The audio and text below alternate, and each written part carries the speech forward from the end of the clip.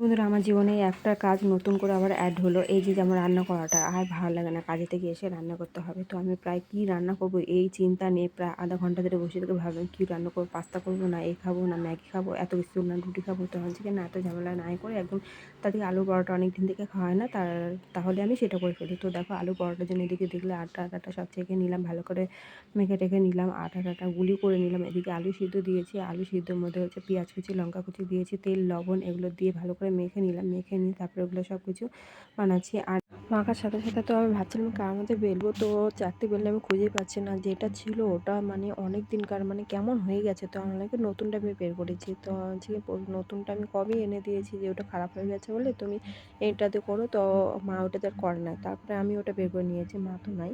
তো এসে যখন দেখবে আর কি, আমিষ করে দিচ্ছি, মা এটা নিরামিষের জন্য রাখছিল চারটে বেল না, তো কোনো ব্যাপার না, আমি ওটার মধ্যে করে ফেললাম। তারপর দেখো এখানটায় কড়াটা গরম হয়ে গেছে, আমার এগুলো সব কটা আগে বেলে নিয়েছি, না হলে আমার একটা একটা করে করতে এটা বেশি অসুবিধা হয়ে যাবে। তারপর দেখো কড়াটা অনেকটা ভালো সুন্দর গরম হয়ে গেছে, ওর মধ্যে আগে হচ্ছে রুটিটা ভালো করে ভেজে নিলাম, দুপাশে উলটপালট করে, তারপরে যা তেলটা দিলাম। আর তোমরা যদি কখনো আলু পরোটা করতে গিয়ে প্রথমেই যদি তেলটা দিয়ে দাও, তাহলে কিন্তু তোমার একদম ভালো হবে না, আর হচ্ছে অনেকটা টাইম লাগবে। তো এদিকে দেখো আমি করতে করতে একসাথে আমি অনেক কটা রুটি ভাজি, 2-3টা করে ভাজি। ওটা ভাজতে ভাজতে ভাই বলছে আমার খিদা পেয়েছে, আমাকে দিয়ে। ও কিন্তু খাওয়া দাওয়া করেছে, তার সাথে বলে একটু গন্ধতে বলে ওর বলে আরও খিদা পেয়ে গেছে। তো আর কি করবো, তো আমি ভাজতে ভাজতে ওকে একটা উঠিয়ে দিলাম, যাই হোক ও খাওয়া দাওয়া করুক।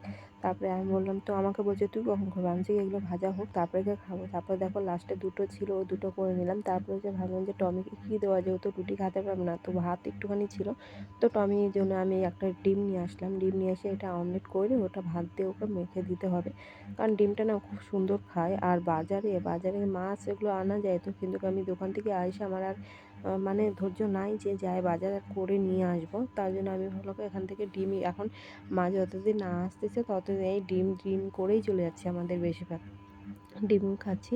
তো আমি তো আর খাচ্ছি না এখন পর্যন্ত ডিম, কারণ ডিম এখন মানে ডিমের প্রতি ভক্তি ধরে গেছে। তারপরে এটা ভালো করে ভেজে টেজে নিয়ে আমি হচ্ছে আমার স্বামীর জন্য এখন ভাত বাড়বো।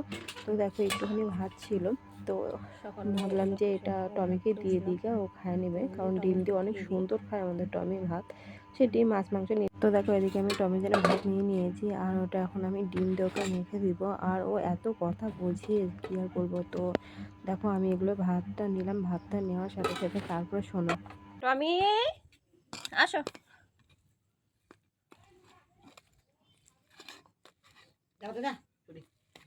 সাথে সাথে চলে আসে, তো লেজটা দুলাতে দুলাতে এত ভালো লাগে দেখতে, কি আর বলবো। তো ক্যামেরাম্যান নাই, যার জন্য আমি এটা করতে পারলাম না, একাতে ফোন একাতে এগুলো দিয়ে আমার সমস্যা হচ্ছে।